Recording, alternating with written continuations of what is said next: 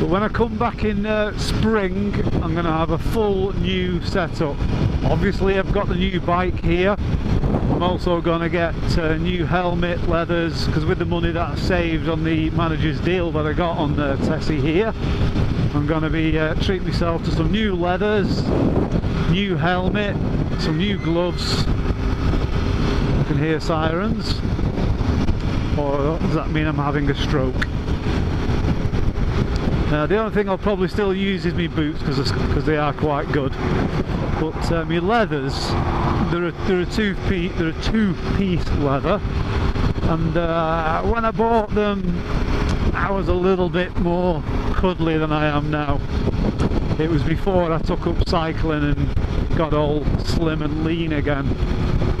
So I bought them when I was, you know, sort of maybe like 230 pounds or something like that, 240 or something, some such, and when I put them on now, they're a bit like clown pants. So I need, I'm actually thinking for the first time in 27 years of riding, I might go full Power Ranger and get an all-in-one. It would suit the bike, and to be fair, I think I'm not keen on the way they look, but protection wise you can't really argue that they're not better, because they are, because there's no gap in them.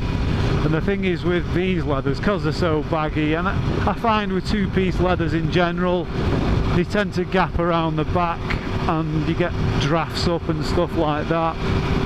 So yeah, bollocks to it. I'm gonna go full Power Ranger and treat myself to a new helmet, because the Array Chaser that I'm using now, it's a cracking helmet, but I've had it about 7 years and it's starting to show its age. It's never been dropped or anything, but you know, with UV damage and general sort of maybe storage bumps and scrapes, and the fact that the padding's starting to wear and the padding's getting dirty and a bit smelly, visor's gone. I know I can get another visor, but so I'm thinking of getting a new helmet.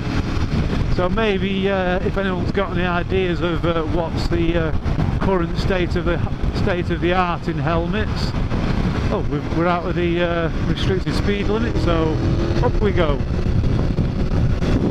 So if anyone's got any helmets that they could recommend, I was looking at the higher end AGV ones. I don't mind spending a bit of money on crash helmets, because you only get one head and you shouldn't really scrimp. I wouldn't recommend anyone who's thinking of taking up motorcycling to pick up, you know, a £50 or a $60–70 crash helmet and think that that's going to do the job. It won't. It'll be a terrible helmet to wear, it'll be noisy, it'll be uncomfortable, and if you, heaven forbid, need it for its intended purpose, it's not going to be as good as it could be.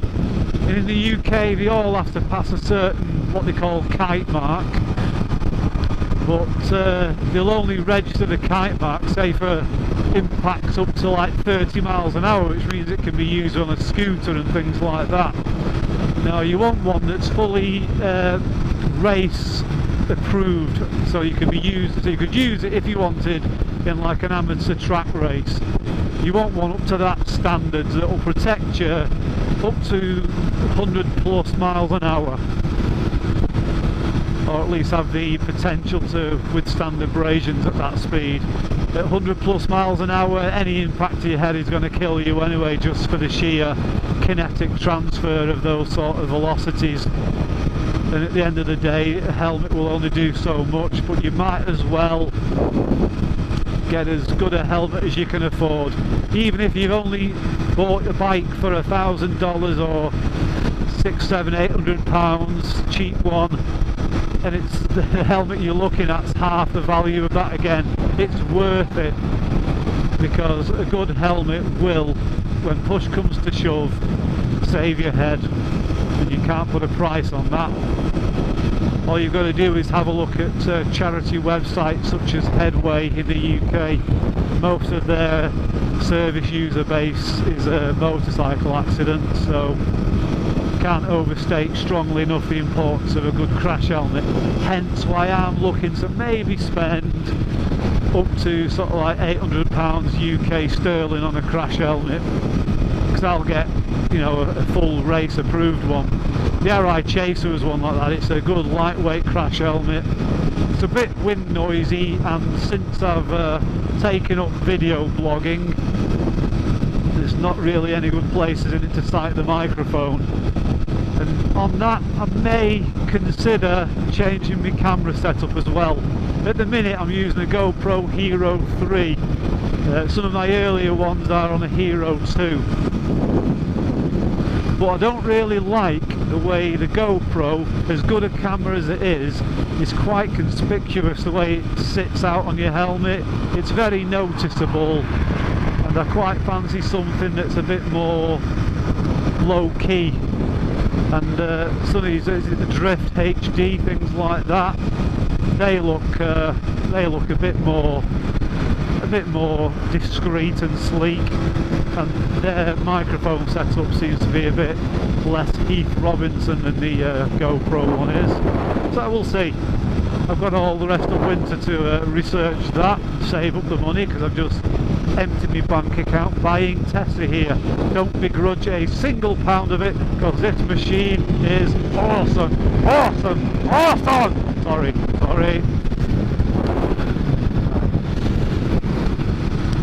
At least I'm out of road power map now, I'm on sport, and the difference is quite noticeable. I put it in track, and again the throttle response is pretty instantaneous. It's no good for general riding because it's quite snatchy. It's a bit like this, you know, as you're trying to use it around town or at low speed. But the sport map I really like. You can ride it at low speed and it's not too bad, or it's not as bad as this bike can get, because this bike is not very good at low speed. But when it's up and cooking and you're getting all those ponies to the back wheel in good smart fashion, it does a splendid job, and it really is it kind of makes a difference to the bike. Just passing through Stockport. There's the old pyramid. I remember them building that 20 odd years ago when I was a courier. I used to come around this way before it was a complete ring road. My word, time really has passed. Kids, don't waste time. Trust me, it passes really quick. You're 20 years old now. It will not be long before you're 13, you're thinking, bloody hell, where did those 10 years go? And the subsequent 10 years following that are just as quick. 44 years old in January, that come around quickly. But still, I enjoy life. I do enjoy my life, I have a good life. I chose, pretty much made a purposeful cognitive decision years ago, sort of never to have children or become tied down in married life, which is why relationships never seem to last with me, because it's usually the general impetus in a relationship that it ends up with marriage and children, which is perfectly normal and acceptable. And it's a good and noble cause if that's what you want out of life, but I never did. I like me toys too much, I like me free time too much, and I'm not a super whiz kid. I realised quite early on that I'm never going to climb the dizzy heights of any profession or career, but I earn enough money with a reasonable wage for what I do, that I can afford pretty much anything that takes my fancy with a month or two saving up. I'm not materialistic. Everything I have has got to be functional and serve a purpose, or it's got to be, I don't have anything just for show.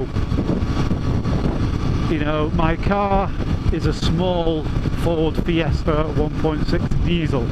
I bought that because it's all the car I need. I don't need anything more than a small 4-seat car, because it's only got a couple of jobs to do as my car.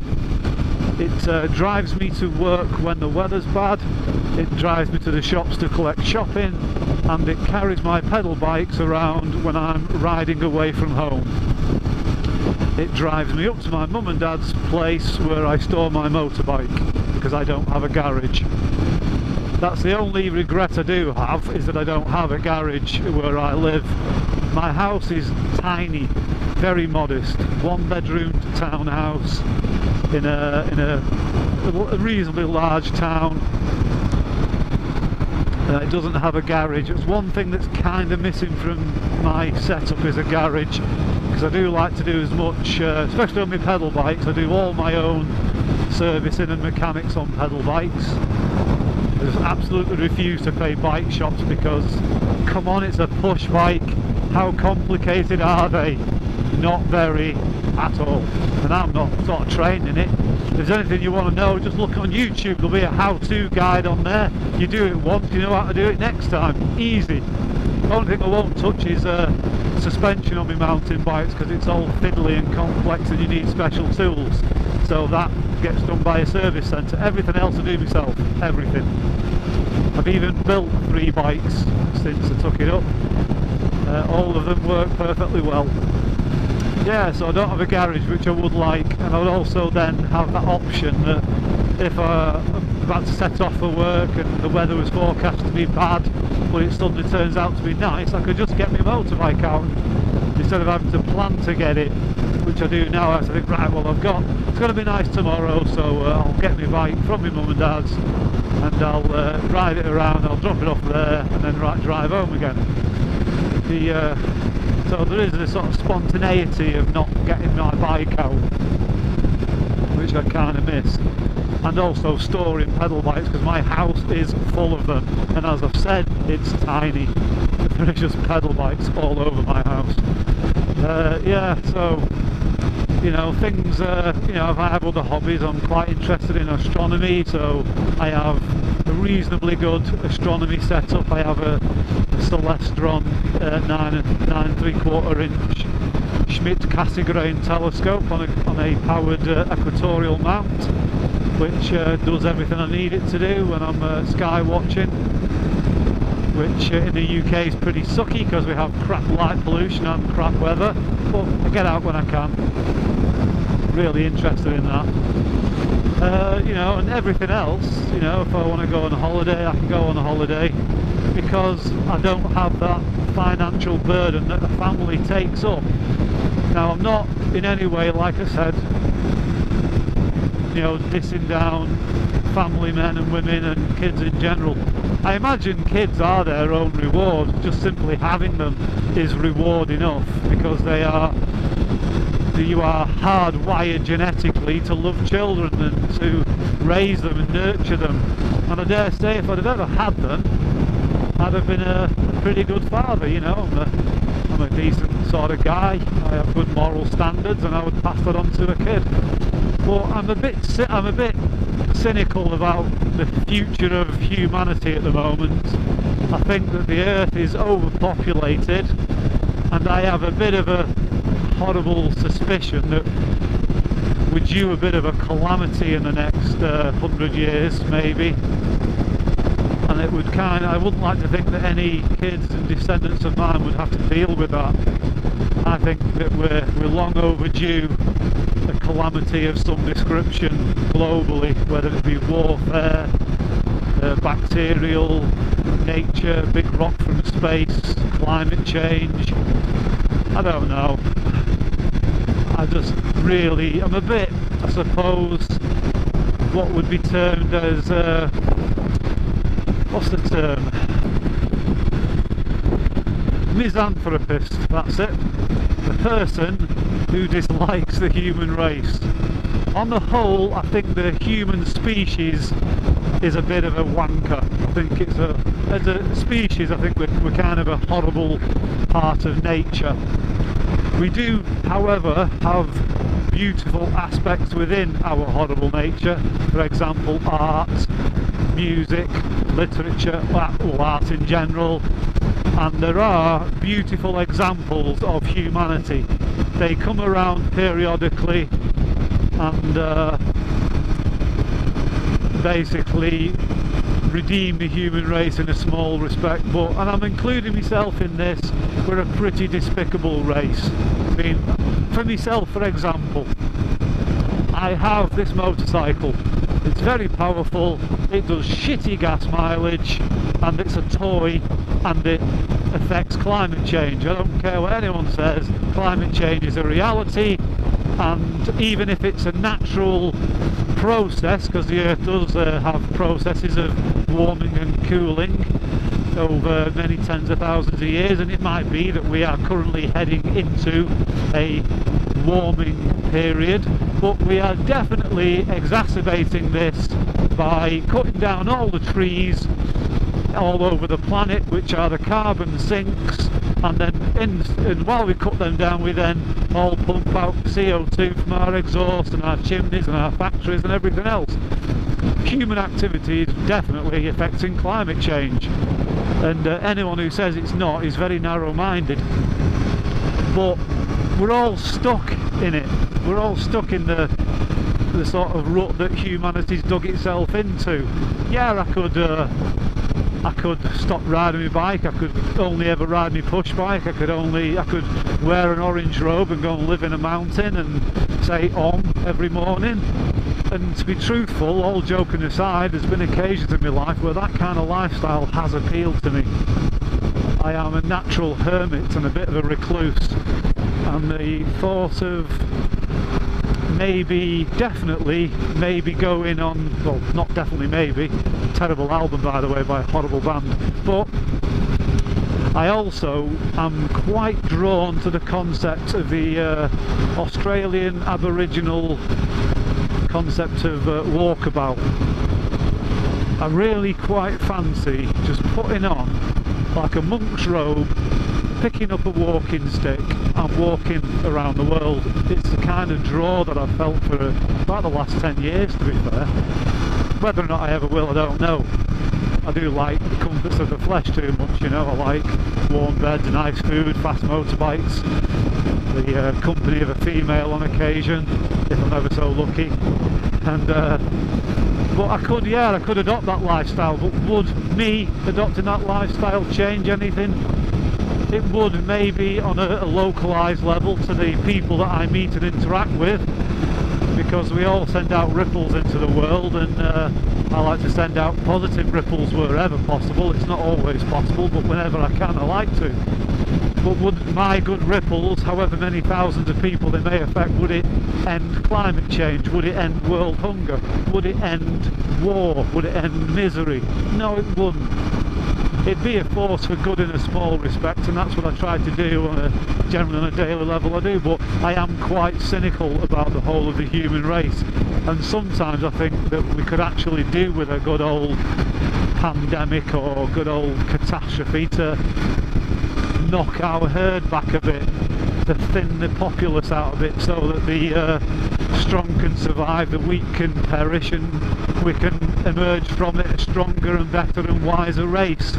A bit of an extreme view, I know, but I don't single out any kind of genotype or ethnotype or religion or anything. I just think the human race in all its many colours, creeds, religions is just too populous and needs to be pulled back a bit. I don't ever advocate going out and doing that myself. I think that people who commit atrocities, genocide, and that are pretty despicable people. But this is the duality, the enigma that is the human race. We are quite open eyes, walking ourselves into oblivion. So that was a long way of explaining why I've never had kids. But the upside of that, and always try to look on the upside, because I am a glasses half full kind of guy, it allows me lots of free time and lots of disposable income to buy nice motorbikes, nice pedal bikes, skydive, scuba dive, travel, you know, explore, nice holidays. Yeah, it allows me to do all that. And people will often say to me, bloody hell Dave, you bought another bike, how on earth do you afford that? Simple, I don't have 3 kids draining my life blood every day. It's fantastic.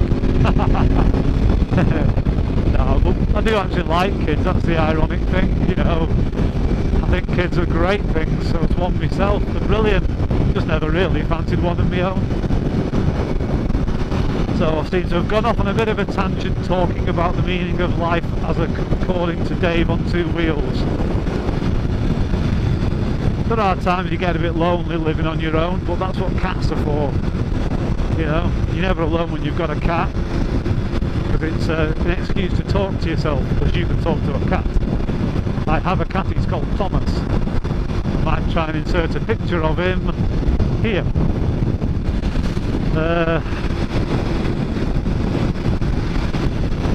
But occasionally I do get a bit lonely. I do miss female company, especially because I am heterosexual.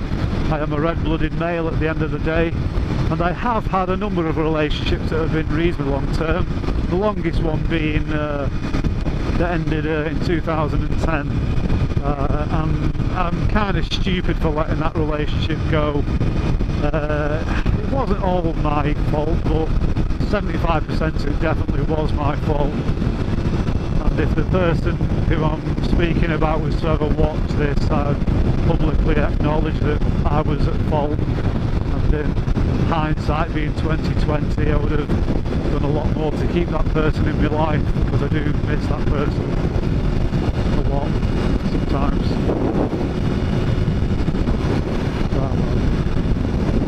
You live and learn, kids. Don't let a good thing get lost by you. Glass half full, Dave. Glass half full. In fact, I'm actually thinking I might, for a bit of shits and giggles and something to video, and for my own personal edification, I might actually pay and have some track lessons in a race school. You know, I might have been riding 27 years, but in any regard, in any field or avenue in life, you're never too old to learn. You're never too experienced to know everything. And even though I've been riding on the road for 27 years, probably 30 years including riding field bikes and things, you know, I don't know it all. I'm not an expert rider. I'm a safe, competent rider with an innate hardwired ability to seemingly predict troublesome situations that I might be able to get myself in and correct before I've even entered them. But that just comes to experience. But I'm not super good in the twisties. I'm not a good like, you know, I've never been on a track, but I don't think for a second I'd be any good on a track, because it's totally different.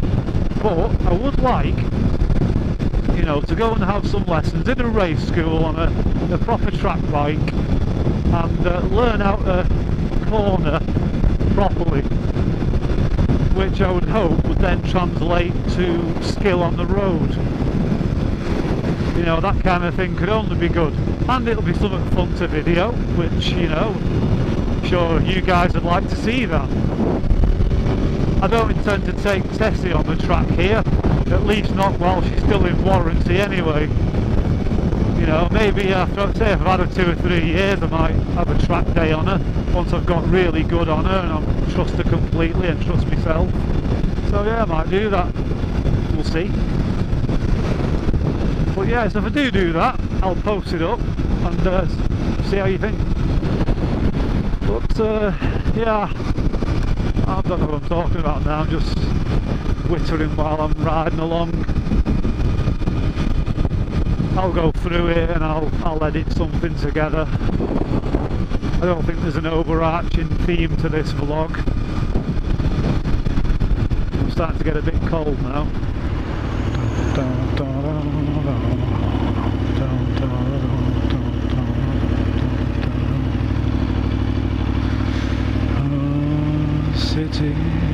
back of the smoke-filled room on a cold and sunny afternoon.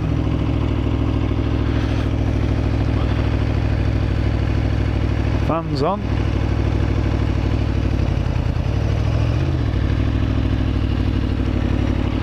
Don't know why I turned in here. I do know why. You know why very well indeed, Dave. But she's not here. You won't just run into her